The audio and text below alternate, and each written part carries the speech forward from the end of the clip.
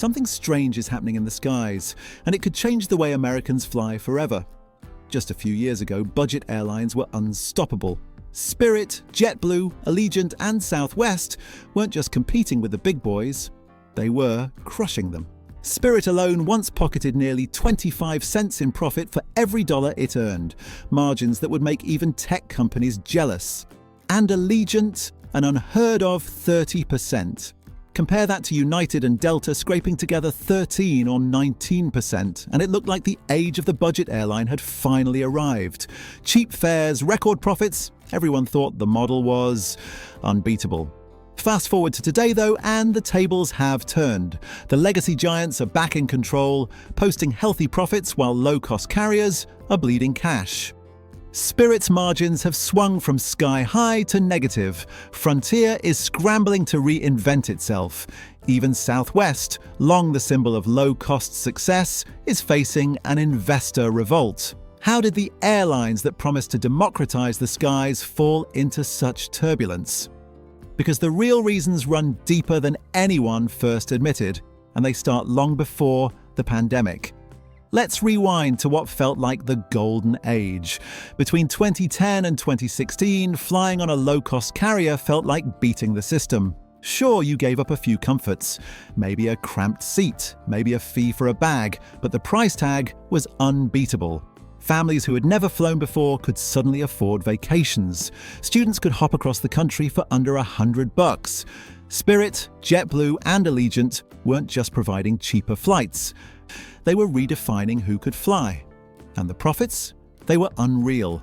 Legacy carriers had spent decades bogged down by unions, pensions, and expensive hubs.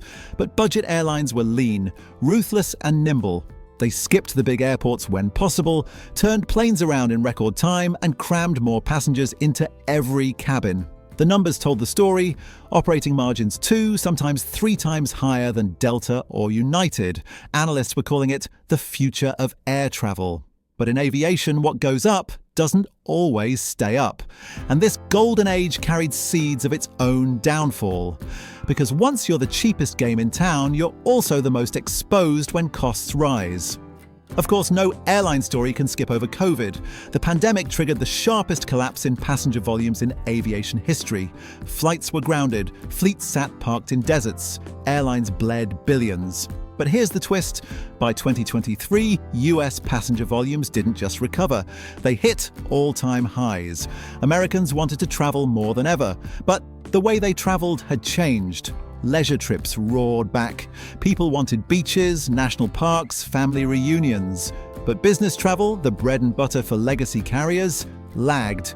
Video calls replaced countless meetings. Conferences shrank or went online. Suddenly, the big airlines that once relied on corporate clients were pivoting hard toward leisure travelers. Delta and United started flying more to Orlando, Vegas, and Miami. That put them directly in competition with Spirit and Frontier's turf. In theory, that should have been bad news for the legacy carriers, competing where they were weakest. But somehow, the opposite happened. Legacy airlines recovered, adapted, and kept growing. Low-cost carriers, they stumbled even as demand surged. That disconnect raised eyebrows. If more people than ever wanted cheap vacations, why were the airlines built for cheap vacations failing? The truth lay buried in the numbers, and it wasn't pretty. When profits tank, airlines need explanations. Spirit's executives told investors the problem was too much capacity in their markets. In plain English, they said other airlines were flying too many planes and stealing their customers. Oversupply. On paper, that makes sense. More seats on the market means harder competition. Lower load factors, fewer profits. But dig into the numbers, and Spirit's excuse starts to fall apart. Load factors, the percentage of seats filled, did drop from about 85% in 2015 to 81% in recent years. That's a hit, but not catastrophic. And critically, revenue per seat mile barely budged. In fact, in 2022, it even peaked. If oversupply was killing them, fares should have cratered. But they didn't. Passengers were still paying nearly the same. So if demand wasn't the problem and prices weren't collapsing, then what was dragging profits into the red? That's where things get messy, because the real killer wasn't outside competition. It was inside the business model itself. In the airline world, one metric matters more than almost anything else. CASM, cost per available seat mile. That's how much it costs to fly one seat for 1 mile, whether it's filled or not. For years, budget carriers kept CASM ultra low, giving them their edge. Spirit's hovered around 8 cents a mile. But then came 2021 and 2022. Fuel prices spiked and CASM shot through the roof. Spirit's CASM exploded by nearly 45%, hitting almost 12 cents a mile. Allegiant and Frontier weren't far behind. And here's the kicker, fuel costs the same for everyone. Delta doesn't pay less than Spirit for a gallon of jet fuel. So when oil prices spike, budget airlines lose their advantage. Legacy carriers can lean on business class fares, international routes, or corporate contracts. Spirit can't. Their model collapses the moment costs rise faster than fares. Suddenly, the very thing that defined them, being the cheapest, stopped working. But fuel wasn't the only storm battering these airlines. Other forces were chipping away at their fragile schedules. Budget airlines are like tightrope walkers. They make money by flying planes constantly, squeezing every ounce of productivity out of their fleets. In the past, Spirit could keep a jet in the air 12 hours a day, sometimes more. Delays were deadly to their model. Now, delays are everywhere. Severe weather events are hitting harder and more often. Hurricanes are striking the US twice as frequently as 2 decades ago. Florida, a low-cost hub, is ground zero for storms. Then add in the FAA's shortage of air traffic controllers. Planes are left waiting on tarmacs, schedules unravel, and the domino effect wipes out whole days of flying.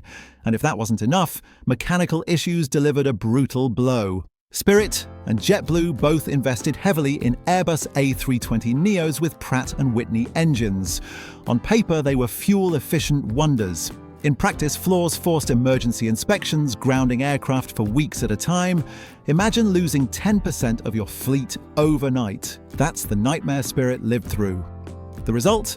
Lower aircraft utilization, more cancellations, mounting costs from refunds and hotel vouchers, and passengers swearing never to fly them again. For an airline that lives and dies on volume, it's a death spiral. But the most revealing part is how each carrier has responded, and some moves look desperate. Faced with crisis, each airline is trying a different survival strategy. JetBlue shocked the industry by launching long-haul flights to Europe. They even installed lie-flat business class seats, a bizarre move for a low-cost carrier. Reviews were glowing, but the scheduling was clumsy. They flew full service in winter when demand evaporated.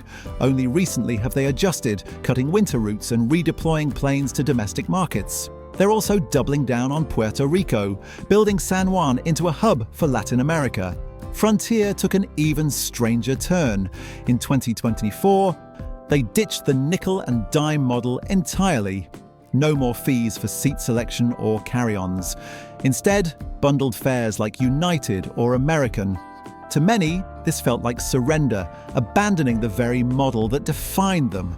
But behind the scenes, they were also simplifying operations, building more hubs to cut cascading delays. And then there's Southwest. Long the poster child for budget efficiency, it stunned analysts by posting a $231 million loss in early 2024. Activist investors pounced. Elliott Management, infamous for reshaping giant companies, bought a huge stake and began pushing to fire leadership. Suddenly, Southwest, the airline that once bragged about decades without a loss, looked like prey. Each carrier is scrambling, but the bigger question looms. Are they reinventing themselves or just delaying the inevitable? The heart of the matter is this: does the low-cost model even work in the United States anymore? In Europe, Ryanair and EasyJet thrive, hopping between cities a few hundred miles apart. Cheap flights there make sense. But in the US, distances are vast. Flying New York to LA burns so much fuel that low cost isn't really low anymore. You can cut staff, cram seats, minimize ground time, but you can't escape the price of fuel. And in America's geography, fuel dominates the bill. Legacy airlines can offset it with first-class cabins and global networks. Spirit and Frontier can't. So we're left with a chilling reality. US low-cost carriers may no longer be truly low cost. And if they can't be cheap, what are they? A worse version of Delta, a discount copy of United, or something entirely new we haven't seen yet? For passengers, that could mean fewer $39 fares, fewer surprise weekend getaways, and a return to flying as a luxury rather than a bargain. For investors, it means turbulence for an industry that once looked like the future. But maybe that's the story of aviation itself, an endless cycle of boom and bust, of models that soar until they don't. The skies are still crowded, passengers are still flying, but for America's budget airlines, the horizon has never looked more uncertain. So what do you think? Are cheap flights in America truly over, or will these airlines find a way to reinvent themselves? Drop your thoughts in the comments below. I'd love to hear your take. And if you enjoyed this breakdown, don't forget to like, subscribe, and hit the bell so you don't miss our next deep dive into the strange and surprising world of aviation.